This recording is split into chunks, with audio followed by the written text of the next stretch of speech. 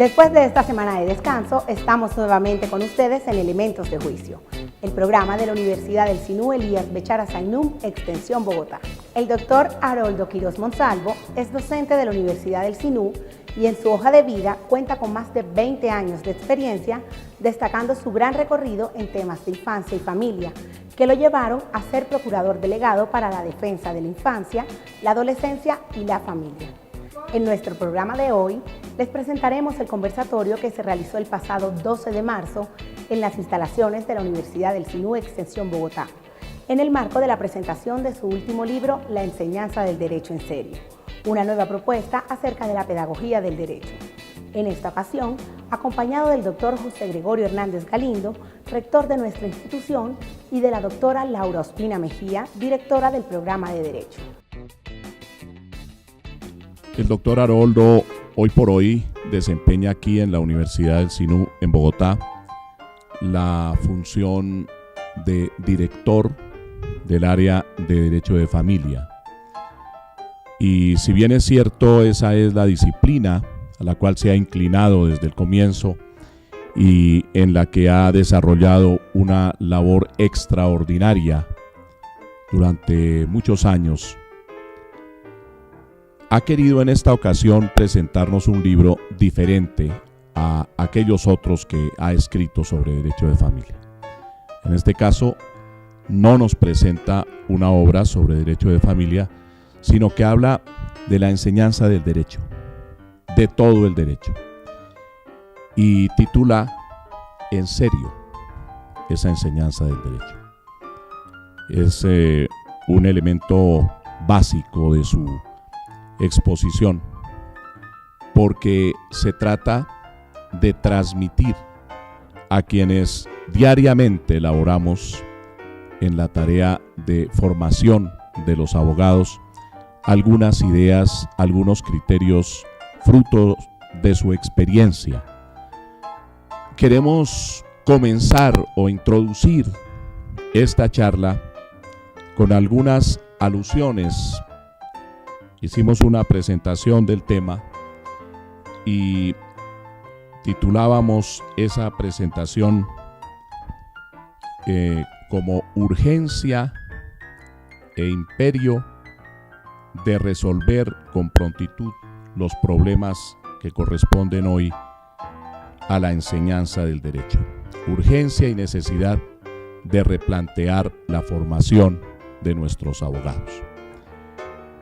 Y precisamente allí es donde quiero ubicar la discusión, doctor Haroldo y doctora Laura, porque atravesamos en este momento, desde hace varios años, esto no es de pocos días, por un periodo crítico en cuanto corresponde al ejercicio del derecho y también en lo que toca con el ejercicio de la judicatura.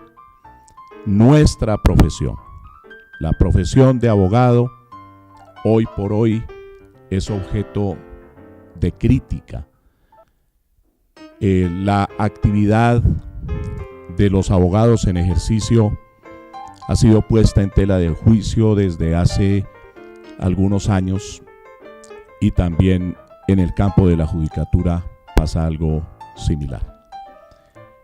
Entonces, frente a eso, la pregunta que quiero plantear inicialmente al doctor Haroldo es: ¿qué hacemos desde aquí, desde la universidad, desde una facultad de Derecho que tiene un altísimo compromiso como el que hemos contraído al ingresar a la Universidad del Sinú en Bogotá? Un compromiso en la formación integral de los futuros abogados. ¿Qué podemos hacer desde la universidad? ¿Qué innovaciones es necesario introducir? ¿Qué cambios a la tradición educativa de nuestras instituciones? ¿O seguimos exactamente igual? ¿No tendremos, doctor Haroldo, en buena parte quienes hemos contribuido a la educación? Usted lleva muchos años como profesor y creo que yo llevo muchos más. Yo completé ya 35 años de profesor universitario.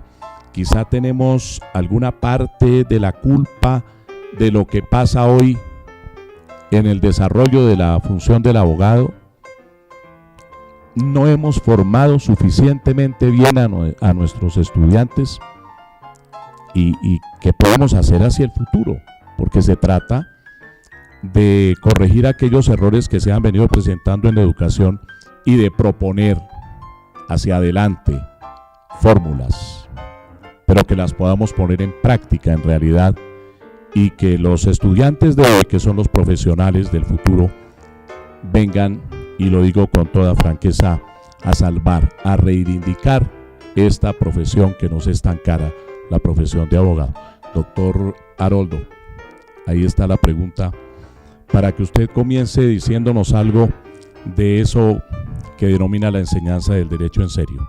Hemos querido presentar este texto, y además un texto muy sencillo, muy metodológicamente, y además también lo hice muy corto con el objeto también de evitar la fotocopia de los textos. Eso lo logré con mi editor, con el objeto que también fuera un texto muy consultado por los estudiantes y por los mismos profesores.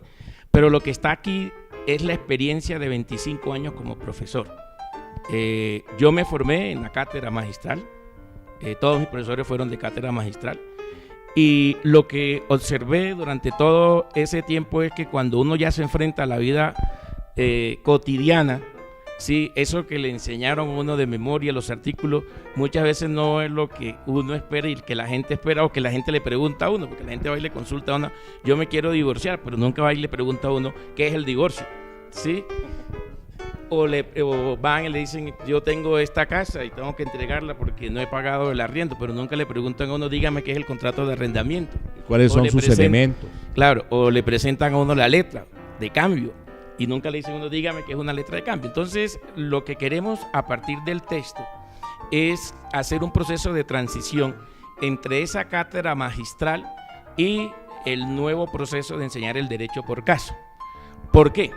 Porque lo que uno observa en el desarrollo hoy en día es, en primer lugar, que a veces hay una pereza muy permanente también del estudiante, porque para el estudiante es mucho más fácil la cátedra magistral porque recibe pasivamente la información que le brinda el profesor, sí, y muchas veces también los profesores nos quejamos mucho porque los estudiantes a veces no nos leen. El presentar el taller o hablar de caso significa que nosotros los profesores tenemos que preparar previamente el caso, y preparar previamente el caso significa que los estudiantes antes de entrar a la clase ya tienen que haber leído todo el material, sí, frente a la situación que se les va a enfrentar en el desarrollo de la clase, porque si no han leído, pues no es posible entrar en ese proceso. Y creo que en relación con lo que usted manifiesta de lo que viene pasando y de pronto las crisis en relación con eso, creo que hay que entrar en un cambio, tenemos que entrar como a replantear los procesos, es decir, ¿qué está pasando? Si el proceso de lo que estamos viviendo los abogados se trata de un proceso de enseñanza, no se trata del proceso de enseñanza, porque yo creo que eso es lo que nos permite replantear y hacer una reingeniería con el objeto de hacer nuevas propuestas en los currículos y en los planes de estudio. Y a eso apunta el texto, es decir, el texto lo que apunta es: facultades de derecho, tenemos que replantear nuestros procesos de enseñanza con el objeto de que el producto que le entreguemos a la sociedad, y me perdonan la palabra peyorativa de producto, sea el abogado que realmente necesita la sociedad. Yo creo que es allí donde tiene un primer elemento el texto en este momento. Yo tengo a ese respecto una idea que hemos venido pregonando aquí en la universidad desde sus inicios aquí en Bogotá. Lo hemos dicho en las ocasiones en que se ha mostrado hacia el público la institución novedosa aquí en la capital de la República, y también en las inducciones con los alumnos. Es que necesitamos formar abogados con criterio jurídico, porque aquello de saberse los artículos, pues los artículos fácilmente se los pueden derogar, porque aquí entre nosotros no es más sino que algún problema sea tratado por los medios de comunicación y de inmediato aparece algún congresista o el propio gobierno diciendo que hay que expedir una ley que modifique las disposiciones en vigor, y entonces en cualquier momento nos cambian el derecho o resulta una sentencia de la Corte Constitucional o del Consejo de Estado que modifica el enfoque que se ha tenido sobre una determinada disposición. Lo que necesitamos es formar el criterio jurídico de los abogados, que el abogado cuenta allí con su código, cuenta con la Constitución, cuenta con la jurisprudencia y la puede consultar, y hoy por hoy con un sistema tan adecuado para esta finalidad como es el resultante de las nuevas tecnologías, es todavía más fácil. Pero si el abogado no tiene el criterio jurídico, si no es capaz de tomar el caso y entenderlo y aplicar a ese caso unos criterios de justicia con la valoración correspondiente para poder plantearlo ante el juez o resolver si él es el juez, pues entonces no hemos hecho nada en la universidad. Doctor Haroldo. Bueno, yo creo que en relación con esto tengo que decir dos cosas. Yo tuve dos profesores que fueron la base para tratar de cambiar este proceso de la enseñanza del derecho. Uno, el doctor Enrique Vivero, que esta noche no me pudo acompañar, y otro es el doctor Álvaro Ortiz, que esta noche también me acompaña en esta presentación. Y fue que nos invitaban a los estudiantes a ese proceso de análisis, primero sobre los casos que estaban en la misma jurisprudencia y qué tanto podíamos nosotros extraer del análisis de esa jurisprudencia y cómo podíamos cotejar y entender esas situaciones prácticas que se presentan, porque el derecho, que son situaciones prácticas, son situaciones del día a día.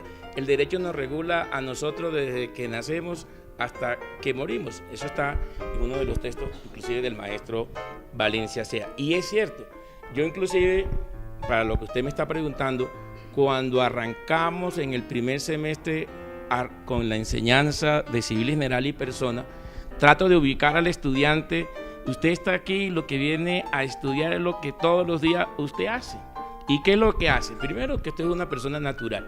Y si salimos ahora de acá de la universidad, usted se va a acercar a lo que le queda más cerca porque va a satisfacer una necesidad, porque tiene hambre, va a comprar un yogur, va a comprar una botella de agua. Eso es un bien. Estamos hablando de bienes, sobre estudios estoy en un curso de bienes, allá le van a explicar que ese bien es divisible, que ese bien es consumible. Y además de eso, cuando usted ingresa allí, ingresa y se relaciona con una persona jurídica que es ese almacén, que se llame Olímpica o El Éxito, y no estoy haciendo aquí publicidad de ningún almacén de eso, porque no nos están pagando aquí la presentación del libro, ¿sí? Y allí, cuando se enfrenta al mostrador donde está la persona que está allí tiene una relación de tipo laboral. Eso lo va a estudiar usted en un tema que se llama derecho laboral, y le van a explicar si es individual o si es colectivo. Y si usted se sustrae ese yogur, esa botella de agua, y no la cancela, pues usted va a cometer un delito de hurto, porque recae sobre un bien mueble, y eso se lo van a explicar en un derecho que se llama el derecho penal, y ya le van a explicar todos los tipos de delitos y cómo se cometen. Pero como usted no lo va a hacer, porque está estudiando derecho, usted lo va a pagar, usted allí genera una obligación. Entonces ese estudio está en un curso de obligaciones, y eso se materializa en un contrato. Entonces usted lo estudia en un curso de contrato. Y como usted tiene una familia, también satisface necesidades de tipo heterosexual, entonces eso lo estudia en un curso de familia, y allí le van a explicar cómo se conforma una familia. Y como dice la canción de Darío, que nadie es eterno en el mundo, si usted deja bienes, porque si no deja bienes, pues va a estudiar un curso que se llama sucesiones. Entonces, en ese contexto, el estudiante desde el primer semestre sabe que lo que él hace del día a día es más o menos lo que él va a estudiar, y luego pues se va a enfrentar en cada uno de los conceptos respectivos. Entonces, el texto, de ese punto de vista, lo que conlleva es que invita desde el inicio a que el estudiante se entusiasme por la carrera, es decir, hacer derecho haciendo derecho, ¿ya? Y desde ese punto de vista también lo lleva a que generalmente estén leyendo sobre situaciones también fácticas, porque comienzan a leer la jurisprudencia, y cuando comenzamos los análisis de la jurisprudencia, comenzamos a analizar que es allí como si fuera un capítulo de una novela, con el objeto de que él pueda entusiasmarse y a partir de allí poder cotejar cada uno de los conceptos que pueden estar en cada uno de esos códigos. Entonces, es a partir de allí donde el texto más o menos invita a todos mis alumnos y colegas a que miremos un poco, replanteemos un poco, porque tampoco se pierde la cátedra magistral.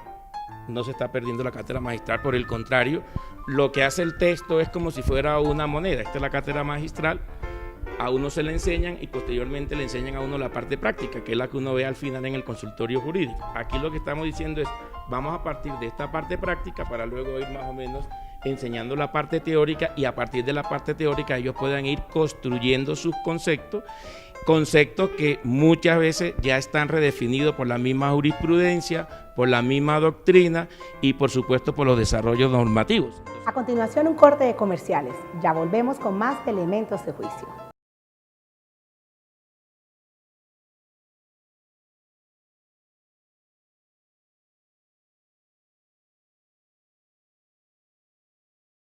Este libro le aporta a la enseñanza del derecho los conocimientos básicos, el cual el doctor Quirós nos lleva como nuestro docente, nos lleva desde el principio hasta el final para que nosotros podamos entender y tener unos conceptos básicos sobre el derecho. El doctor Haroldo Quirós pues maneja un sistema de enseñanza del derecho a través de casos, precisamente porque el derecho pues tiene como fin específico dar una respuesta a los conflictos sociales. Y obviamente entre el derecho y la realidad debe haber una íntima conexión. Seguramente gran parte de las dificultades que hoy presenta el derecho y nuestro sistema jurídico y la forma como ejercemos la profesión está precisamente en la desvinculación entre lo que es la norma jurídica o el derecho y la realidad. Pero como la realidad es muy compleja y la realidad va más allá precisamente de lo que es el derecho y las normas, pienso yo que una de las necesidades en la enseñanza del derecho es precisamente una visión universal de lo que es la realidad, y esa visión universal se da a través precisamente de la aprehensión de otro tipo de conocimiento, de otro tipo de disciplinas, la posibilidad de ver la realidad a través de otras ópticas que no sean necesariamente la óptica o la perspectiva jurídica, sino que la realidad se puede apreciar también a través del arte, de la literatura, de la música. A propósito de eso quiero comentar que en estos días hicimos una tertulia con los estudiantes relacionadas con temas no jurídicos, y eso les ha encantado, y precisamente dentro de esa visión de la universidad de impartir una educación integral estaba el hecho de poder aproximar a nuestros estudiantes a otra percepción de la realidad, ¿sí? a pensar que la realidad no solamente está enmarcada en unas normas, sino que el mundo se puede captar y ver a través de otra lupa, a través de lo sublime. En fin, yo quería preguntarle al doctor Haroldo qué tan importante es esa visión universal y cómo transmitirla también pues, a través de ese modelo que usted nos explica en su libro. O bueno, modelo no, porque la palabra modelo es un poco chocante. El modelo, como diría Steiner, es una especie de realidad desgastada. De manera que, bueno, le doy la palabra al doctor Haroldo porque creo que me estoy extendiendo mucho en la pregunta. Bueno, yo creo que sí se puede presentar ese proceso universal del conocimiento, y se puede presentar por lo siguiente, porque yo arranco con los primeros semestres de Derecho, porque uno dice, en el primer semestre de Derecho es imposible que se pueda trabajar por caso, y resulta que es allí donde hay que arrancar. ¿Sí? Primero porque el que entra desde el primer semestre no va con mañas, porque ya uno si lo coge por allá en octavo, noveno semestre, viene ya con las mañas respectivas y eso no es fácil después enderezarlo. Entonces, ¿qué hacemos en el primer semestre?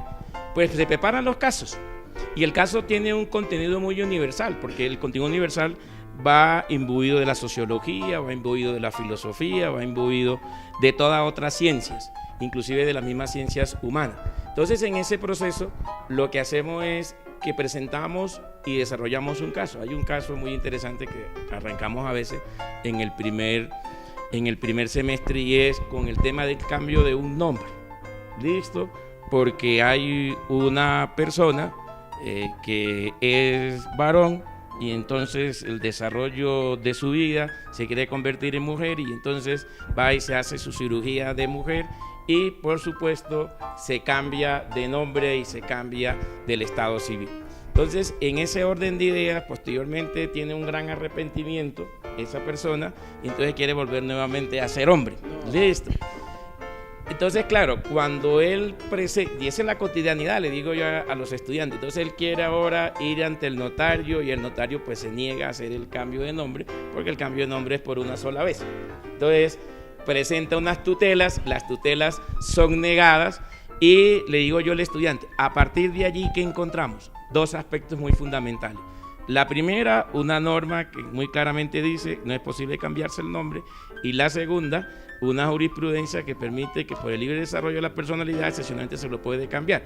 Usted como abogado, en un momento dado, y ahí es donde va todo el contexto, ¿qué es lo que puede encontrar? Dos diferencias. Uno como abogado trabaja sobre las ciencias sociales, mientras que el médico trabaja sobre las ciencias humanas y sobre todo el cuerpo humano. Cuando uno va de un médico, ¿qué es lo que le dice el médico? Que uno tiene todos los dolores. Quítese la camisa, quítese el pantalón y siéntese allí que lo voy a examinar. Pero si ese personaje llega ya a su oficina, usted no le puede decir, quítese la ropa para determinar si es cierto lo que usted me está diciendo. Entonces, ya ustedes, y a partir de allí, comienza uno con el estudiante a introducirlo dentro del desarrollo de lo que uno quiere y el objetivo que quiere uno lograr. ¿Cuál es el objetivo que se quiere lograr en esa primera parte? Que el estudiante tenga una primera diferencia. Uno, que la cotidianidad, el derecho a veces la recoge y la regula. Pero muchas veces esa cotidianidad el legislador se excede y no deja abierta posibilidad. Entonces, cambio de nombre por una sola vez.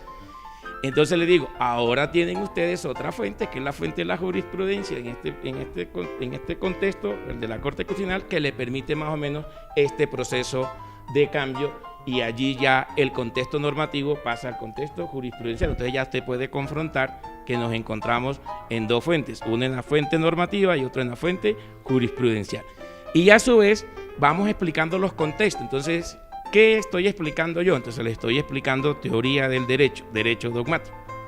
Porque si vamos a mirar la eficacia de la norma, entonces allí estaremos en sociología jurídica. Y si vamos a discutir valores, vamos a estar en temas de filosofía. Por eso cuando entramos en los temas, esos bastante polémicos, que son el tema del aborto, el cambio de la adopción de personas del mismo sexo, o familias del mismo sexo, digo, bueno, la discusión va a ser desde el derecho dogmático. Porque si voy a discutir filosofía, por muchos argumentos que yo les dé aquí, posiblemente el que es conservador no lo voy a cambiar de la noche a la mañana porque esa es su posición. Y si vamos a discutir valores, pues los valores cada quien tiene sus propias corrientes y allí nunca lo va uno a convencer. Eso está más que claro. Vamos a discutir qué encontramos en la norma y qué encontramos en la jurisprudencia. De ahí para allá usted tendrá el prejuicio que quiera y esa será la discusión que usted hará. Y en segundo lugar también le aclaro, no vamos a discutir religión, porque si es una religión, pues la religión tiene la razón. Y ahí la familia se conforma en un hombre y una mujer y ahí no hay discusiones de ninguna índole. ¿Eso qué permite? Permite ir más o menos conllevando una universalidad del conocimiento para que el estudiante más o menos se vaya a ir adecuando desde qué punto de vista uno va enseñando ese derecho y además uno los va introduciendo y los va entusiasmando, ¿sí?, en esa parte de la enseñanza del derecho. ¿Por qué? Porque cuando uno arranca con una cátedra magistral en el primer semestre, y yo lo hice, pues el estudiante toma apunte y toma apunte y toma apunte y toma apunte. ¿Y qué hace uno en la primera evaluación? 2 o 3 preguntas y guarden todo y escondan todo. Entonces yo, cuando arranco con estos procesos de enseñanza, les digo, como les voy a enseñar por caso, pues la evaluación va a ser por caso.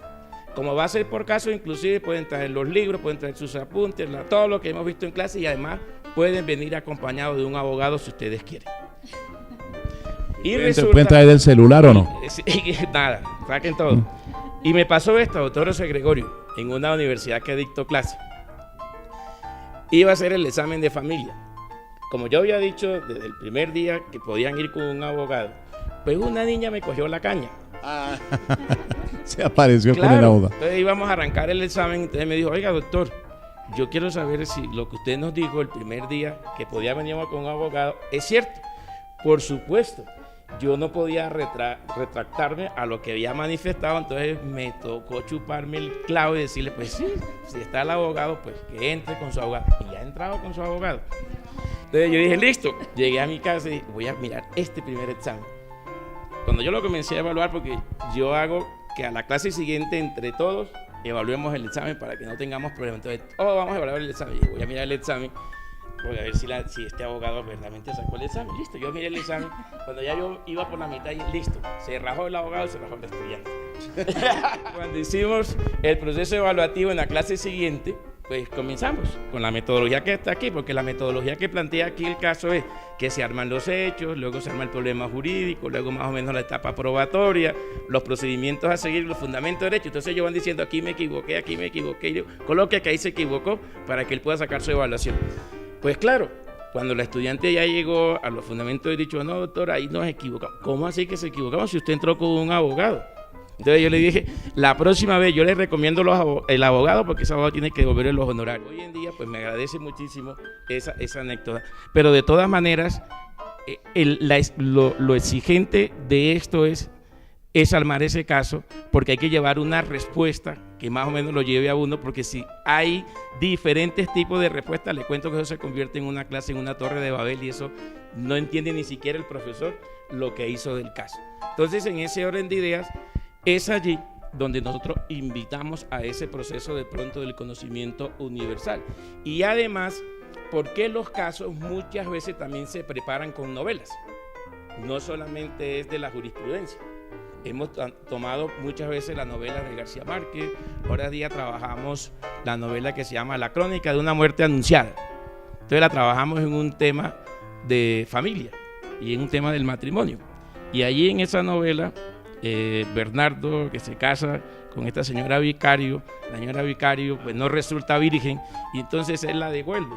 Entonces, y a partir de allí yo digo, bueno, vamos a pedir la nulidad. Sí, claro, entonces la nulidad del matrimonio, vicio o no hay vicio en la cosa. ¿Ustedes qué piensan? Y a partir de allí uno comienza a hacer un desarrollo y el estudiante, entre esas circunstancias de la lectura de la novela, que no la había hecho antes, pero que ahora sí la hace, y además los invitamos a la lectura de la literatura, pues rescata uno muchos procesos, el proceso de la literatura, el proceso del mismo caso, y además comienza el estudiante a ser creativo, a generar una parte creativa dentro de ello.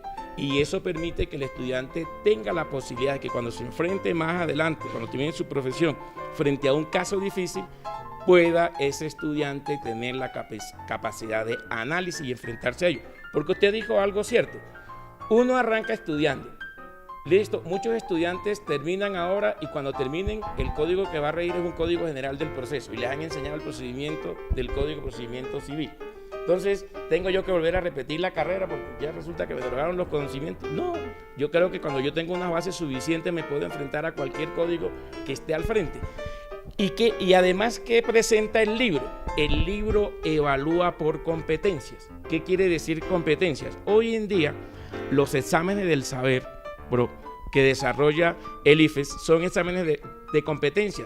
Los exámenes nunca se hacen diciendo, la unión marital de hecho es. No, le presentan un caso sobre una unión marital y le presentan 4 caracteres todos idénticos y el estudiante tiene que hacer un proceso de análisis a partir de allí. Realmente lo que ha introducido Haroldo es una concepción lógica para enseñar el derecho.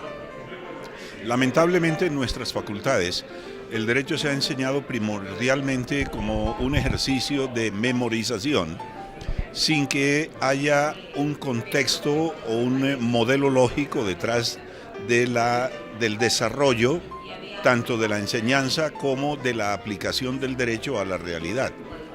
Yo creo que lo más importante de la obra de Haroldo es precisamente eso, que introduce el ejercicio de la lógica en el estudio y la práctica del derecho.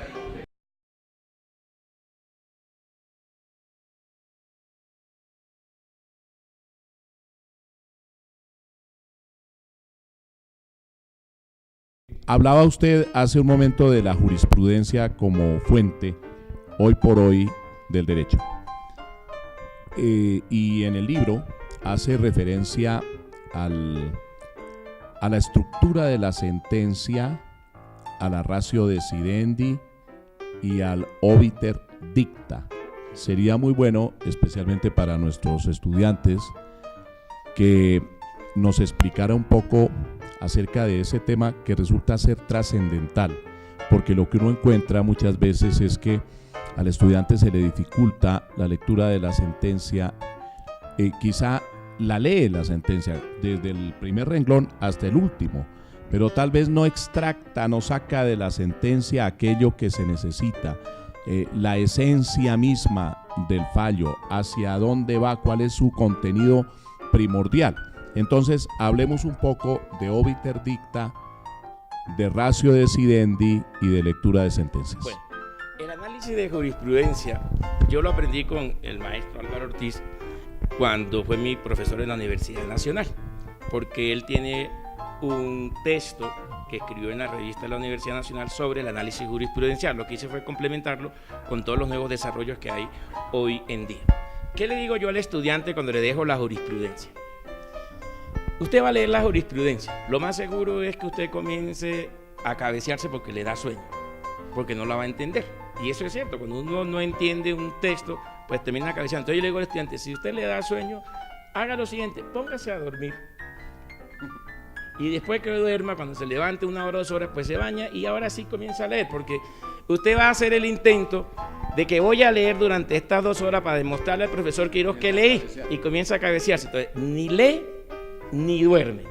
Y además que comienza a leer y comienza a tener malos pensamientos contra el profesor y contra todo el mundo. Listo. Sí, porque dice, me dañó mi vaina, me dañó mi salida, un peligro total. Entonces, ¿qué sucede? Entonces yo le digo, duerma. Porque si comienza a leer y a cabecearse, como está pensando mal, en la sentencia a veces aparece la trabajadora social dio este concepto. Y entonces en clase dice, la trabajadora sexual dio este concepto. El estudiante tiene que identificar 3 cosas que le agradezco mucho al profesor Ortiz desde ese punto de vista. Una parte de la reseña, una parte del problema jurídico. Listo, y a partir de allí usted tiene la primera fotografía, qué corporación, qué magistrado, cuáles fueron las partes, y sobre todo le digo yo a ellos, miren eso como si fuera un chisme, porque a veces esas cosas les queda más que cuando tienen que leerlo científicamente. Entonces, ¿qué fue lo que pasó? ¿Cuál fue el chisme que pasó allí? No, que el doctor pasó esto, que la señora le pegó los cachos al señor. Ah, bueno, listo, entonces listo. Y parte lo de allí. Y luego ubique el problema jurídico, porque hoy en día todas las sentencias, por lo general, su estructura la van identificando, las sentencias de la Corte Suprema, inclusive en los temas de casación uno los puede identificar, aunque uno no lo crea, ahí a veces la Corte lo trae, igualmente el Consejo de Estado también lo desarrolla y por supuesto la jurisprudencia de la Corte Constitucional que muchas veces lo coloca. Entonces usted identifique su problema jurídico y a partir de allí lo confronta con los hechos. Por otra parte le digo, como hoy en día la fuente del derecho en Colombia no es solamente la fuente esa germánico, romano, francesa que yo aprendí, que era la norma, sino la jurisprudencia, nos llevaron entonces al common law, es decir, a trabajar con el precedente. Y como nos llevaron a trabajar con el precedente, hay que distinguir 2 cosas, eso que de la órbita y la ratio disidente. Entonces, la órbita significa todos aquellos criterios y considerando que viene desarrollando la sentencia para que antes de la parte resolutiva podamos ubicar la ratio disidente, que es la norma que nos vincula a todos los operadores, llámense jueces, abogados, donde estemos, y eso es lo que vamos a entrar a aplicar a partir de allí. Entonces, y eso hace parte del derecho ¿qué? Del common law, del derecho anglosajón, porque allá el juez está acostumbrado a trabajar sobre los precedentes. Y hoy en día pues nos llevaron al tema de los precedentes y los precedentes pues se convierten en obligatorios independiente si lo dicta el Consejo de Estado, la Corte Suprema o lo dicta la Corte Constitucional. Entonces ellos comienzan y además los obligo a tratar de identificar esa parte de la órbita interdicta y la ratio disidente con una jurisprudencia, por supuesto. Ellos miran la estructura de las 3 altas cortes, la sentencia de la Corte Suprema donde se presentan todos los temas de conflicto, las sentencias de control de constitucionalidad y por supuesto también las sentencias del Consejo de Estado para que ellos identifiquen cada una de las jurisdicciones y cuáles son los temas que se tratan en cada una de ellas. Entonces comiencen a partir de allí más o menos también a comprender la estructura de esa parte judicial, con el fin de entusiasmarlo, decirle, mire, es que el derecho no es solamente las cuatro paredes aquí en la universidad, sino que afuera también encontramos el derecho y lo encontramos en estas altas corporaciones. Entonces, en eso estudiamos la jurisprudencia. Con el juicio que siempre ha caracterizado al doctor Monsalvo, es un trabajo cuyo propósito fundamental consiste en preparar al estudiante para las nuevas circunstancias normativas a partir del estudio casuístico. Obviamente eso le impone una impronta en el sentido de que, a pesar de los cambios legislativos, finalmente este estudio casuístico lo prepara al estudiante cabalmente para cualquier circunstancia que el ejercicio de la profesión le repare. Muchas gracias. Vamos a un corte de comerciales y continuamos con más en Elementos de Juicio, el programa de la Universidad del Sinú Elías Bechara Sainú, Extensión Bogotá.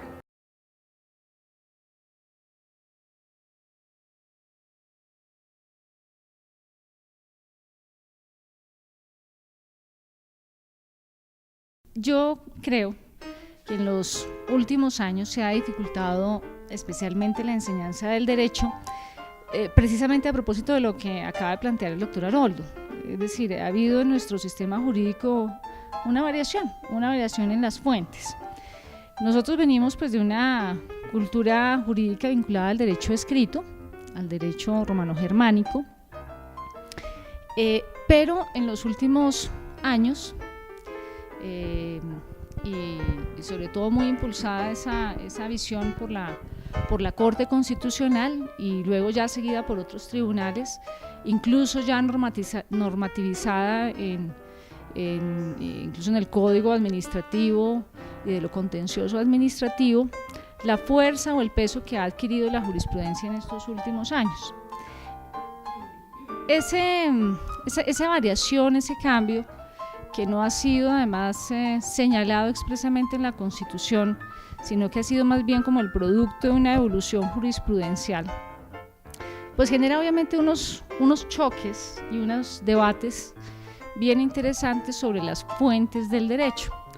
Si hay discusión y choque y no hay certeza sobre las fuentes, obviamente eso tiene que tener algún impacto en la enseñanza del derecho, porque finalmente los profesores pues tendrán que ellos mismos plantearse qué es lo que obliga, cuál es la norma en sentido material que deben seguir o que deben transmitir a los estudiantes como fuente del derecho. Entonces, ¿hasta qué punto ese fenómeno que se viene presentando en Colombia pues afecta la enseñanza del derecho? Primera pregunta. La segunda pregunta hace referencia también a la dificultad a veces originada en una práctica judicial de incluir muchas obiter dicta. Entonces el juez tiende a volver la sentencia una especie de tratado, de discurso, de artículo de revista, y termina a veces no clarificando, definiendo cuál es el problema jurídico que se va a resolver, y termina a veces incluso no resolviendo el problema jurídico. Entonces, ¿qué pasa? También hay una incertidumbre sobre cuál es la fuente, porque bueno, al menos en la ley pues hay un texto muy claro, sencillo normalmente, independientemente de la complejidad de su interpretación, que es propia pues de la norma jurídica, pero además uno tiene en este momento que abordar una dificultad adicional, que es la de interpretar una sentencia, empezando por identificar cuáles son los obiter dicta y cuáles no lo son, cuál es la ratio decidendi. Entonces quería preguntarle sobre ese fenómeno, qué tanto ha dificultado o no la enseñanza del derecho, pues esa realidad que estamos viviendo en nuestro país. A ver, siga, doctor Haroldo. Bueno, yo creo que esos son debates muy interesantes y hay que darlos. Y usted tiene que darlo. ¿Por qué? Porque el derecho tiene unos procesos de evolución, y esos procesos evolutivos los encuentra uno en los mismos desarrollos de las altas cortes. Yo, cuando dicto familia, tomo como ejemplo lo que tiene que ver con las sentencias que desarrollan los temas de las uniones maritales de hecho. especialmente las discusiones que comenzaron a armarse en la Corte Suprema de Justicia a partir del año 2000, con la aplicación de la ley 54, si la ley se podía aplicar a situaciones anteriores y que esas situaciones hayan sobrevivido posteriormente a su vigencia, y además que es riquísimo para poder explicar la ley en el tiempo y que los estudiantes la puedan entender muchísimo mejor en esa parte. Y cogemos toda esa parte que va evolucionando, como la Corte en el año 2000 decía que no era posible esa aplicación, y luego como en el año 2005 cambia, varía, y como después hacia el año 2010 algunos magistrados que traían la posición anterior reafirman y dicen voy a restablecer nuevamente mi posición. Entonces mira cómo se va generando una certeza que va dando inclusive igualmente en el transcurso del tiempo. Lo que pasa es que eso va con los contextos también históricos. Cuando yo hablo de contextos históricos hablo de lo siguiente. La Corte, y aquí voy a colocar ahora un ejemplo de la Corte Constitucional. La Corte Constitucional en el año de 1994. Sí, ahí está otro cerebro. Y ahí lo voy a sacar al ruedo. Sacaron ustedes una sentencia sobre el tema del aborto. Sí. Y en esa época... De la cual fue ponente el doctor Antonio Barrera Carbonell. Antonio Barrera, no le dieron el aval al aborto. ¿Sí? 10 años después... No. Se declaró, para precisar, se declaró exequible la norma que penalizaba el aborto. Correcto. Entonces... No, sin condicionamiento. Se declaró exequible la norma que consagraba el delito. Correcto. Ese contexto histórico de esa época, con una corte joven, 4 años, y con un país bastante godo, ¿sí? Yo no quiero atacar a los godos. Y con una corte goda, entonces. ¿Sí? No quiero atacar a los godos, ni me ha faltado. Entonces, Gregorio, pido licencia y excúsame. Y un país godo, pues por supuesto, el contexto histórico no lo permitía. Pero 10 años después, con otra demanda que se hizo porque hubo un cambio legislativo en la parte penal, volvieron a demandar el aborto. Entonces no hacía tránsito a cosa juzgada, sino que se legitimaba otra vez para demandar. La Corte en esta segunda ocasión desconoció la cosa juzgada material. Sí. Y entonces consideró que podía volver a pronunciarse sobre algo respecto a lo cual, en el fondo, ya en la ratio decidendi, en la primera sentencia fue una, y la contraria en la segunda sentencia, desconociendo la Corte la cosa juzgada material. Pero bueno, es otra cosa. Sí, no, pero ya es una Corte un poco más liberal. Sí, y no estoy a favor de los liberales, y me ha faltado. Sí, pero... Sí. Qué pena que lo interrumpa, pero a propósito de una variación en 10 años de contexto histórico, realmente yo no estoy de acuerdo con una variación en 10 años de contexto histórico. El contexto histórico en 10 años en este país no cambió. Lo que cambió fueron los magistrados y los criterios de los magistrados. Entonces, y la norma, y el código. Porque la norma respecto a la cual se pronunció la Corte inicialmente... Un procurador liberal también, fue, ¿no? No. Claro, porque él dio el concepto favorable también para eso. El procurador de la época. El procurador de la época. Era Edgardo Maya. Sí, y le advierto, el doctor Antonio Barrera es liberal. Pero le tuvo miedo a los conservadores esa bueno, época. Pero ¿qué pasa? Que cambió el código. Entonces, desde el punto de vista de lo que la Corte había tratado durante muchos años, la cosa juzgada material, allí sufrió una variación. Yo suelo explicar a mis estudiantes la cosa juzgada material frente a la cosa juzgada puramente formal, aludiendo al vaso y el contenido del vaso. Si tenemos el vaso con leche y después esa leche yo la paso a una botella, pues es la misma leche, solo que el envase es distinto. Lo mismo pasa con las normas. Entonces, en la norma del código anterior se decía exactamente lo mismo, que estaba penalizado el aborto, y en el caso de violación o de transferencia del óvulo sin consentimiento de la madre, o en el caso de afectación de la salud de la madre, en fin, que en esos casos se penalizaba, pero la pena era menor, es más o menos lo que recuerdo de la norma, pero se hablaba muy específicamente del caso de la violencia carnal. Si había violencia, si había violación, entonces se penalizaba, pero la pena era inferior. Después cambia el código, pero el contenido es el mismo. Entonces, por eso digo yo, la cosa juzgada material se desconoció, porque era el mismo contenido, pero en un envase distinto, que era el nuevo código. Pero refiriéndome a lo que la doctora Laura manifiesta, y es muy importante hacer esa referencia, esa alusión. Estamos hablando de obiter dicta y estamos hablando de la ratio decidendi y también del precedente. Son elementos muy importantes del nuevo derecho, de la concepción actual acerca del efecto que surte la jurisprudencia en el mundo del derecho. Y ocurre que entre nosotros, a pesar de esos avances que la doctora Laura subraya,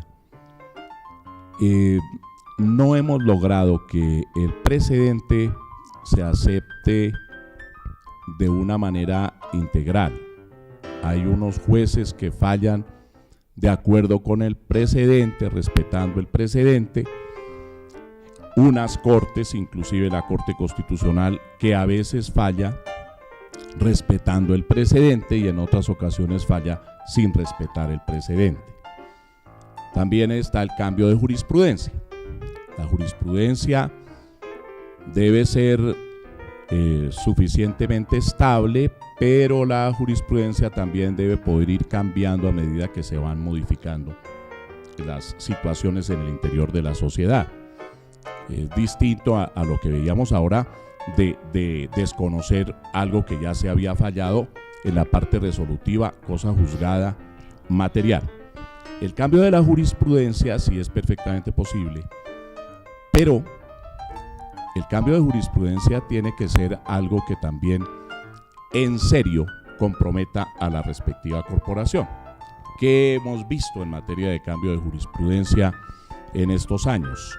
Que la Corte Constitucional sienta una jurisprudencia hoy, estamos en el mes de marzo, y llegamos al mes de septiembre, y en otro caso, en el que debería tener impacto el precedente y vigencia el precedente, la Corte Constitucional cambia inopinadamente. Y además muchas veces ni fundamenta por qué va a cambiar esa jurisprudencia y resuelve el caso en un sentido contrario. La ratio decidendi es totalmente distinta. Pasan otros meses y la Corte decide recuperar nuevamente la posición anterior, es decir, vuelve a cambiar de jurisprudencia. Ejemplos hay muchos, pero puedo presentar el del método y el sistema que se requieren. Está previsto esto en el artículo 338 de la Constitución, cuando hablamos de la posibilidad de que la ley autorice a las autoridades administrativas para establecer las tarifas de los impuestos, las tarifas de las tasas y contribuciones, no de los impuestos, tasas y contribuciones. Siempre que se autorice a la administración para que establezca ella una tarifa sobre una tasa o sobre una contribución, siempre que así ocurra, la ley debe establecer el método y el sistema para calcular los costos y los beneficios. Pero resulta que la Corte Constitucional dijo un día: es inconstitucional la norma de una ley que establece para las empresas de vigilancia y seguridad privada la posibilidad de cobrar las tarifas la misma administración, pero como no estableció el método ni el sistema, entonces es inconstitucional, lo dijo la Corte. A los 4 meses vino el tema de los peajes y la Corte Constitucional, después de una audiencia pública y con la participación de unos conjueces, dijo exactamente lo contrario y manifestó que la falta del método y el sistema no era ahí no había ninguna dificultad, que podía perfectamente ser declarada exequible la norma. Y pasaron otros meses y entonces la cuota de servicio militar. Se autorizaba que la administración estableciera la cuota sin método y sin sistema, y la Corte declara la inexequibilidad. Y así por el estilo. Entonces, lo que quiero significar con esto es que lo que la doctora Laura mencionaba, el precedente, la consistencia de la jurisprudencia, la posibilidad de cambiar de jurisprudencia, pero de cambiar en serio. Es decir, si se cambia la jurisprudencia, lo que se quiere decir es que hacia adelante es la nueva jurisprudencia. No tengo por qué regresarme. Es más o menos el sentido, doctor Aarón. Yo creo que el proceso que tenemos los académicos y los profesores es mostrar ese tipo de contradicciones y a partir de allí los estudiantes también que tengan un sentido crítico, porque no todo el tiempo tampoco pueden matricularse con lo que diga X o Y corporación, porque eso permite el debate y eso permite enriquecer aún mejor los procesos. La jurisprudencia sí debe tener una estabilidad como lo manifiesta el doctor José Gregorio, porque debe mantenerse y cuando se haga el cambio se justifica porque el cambio de esa jurisprudencia, como la que estamos mostrando de la Corte Suprema de Justicia en materia de la ley en el tiempo, en las uniones maritales de hecho. Bueno, este libro primero es una apuesta metodológica para que los profesores de Derecho nos aproximemos a la enseñanza de una manera distinta y sobre todo yo creo que el énfasis es en el estudio de casos, en los casos prácticos para hacer que la realidad llegue de una manera más directa al estudiante y sea a través de los casos que aprenda la teoría y no que tenga que aprender primero la teoría y luego encontrarse con una realidad que no conoce. Esto ha sido todo por hoy. Los esperamos el próximo jueves en una nueva emisión de Elementos de Juicio, el programa de la Universidad del Sinú Elías Bechara Sainú, Extensión Bogotá.